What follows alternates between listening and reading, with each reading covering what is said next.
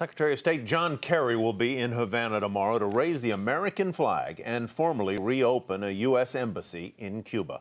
It's another step to normalize diplomatic and economic ties between the two countries, and as relations thaw, many companies are looking to do business in Cuba. As Michelle Caruso-Cabrera reports from Havana, no company has been more aggressive than Airbnb, the online room rental site.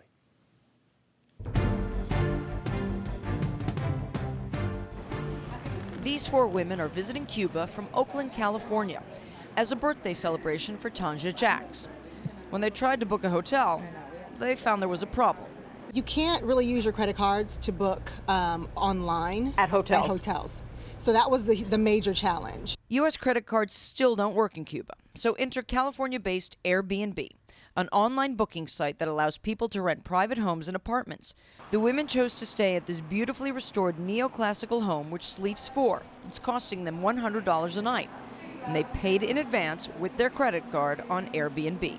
Airbnb launched in Cuba last April, and within 2 months had more than 1,000 homes listed, including apartments like this one from Marta Vitorita. Turns out Cubans like Marta have been renting rooms in their homes for decades because it was one of the only private sector activities permitted by the communist government.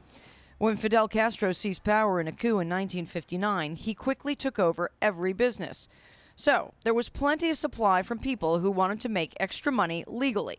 What Marta likes about Airbnb is she gets paid no matter what, even if the client doesn't show up, which used to happen a lot in the past. And to be in BRB is like a miracle. Jordi Torres is the Airbnb executive in charge of Cuba.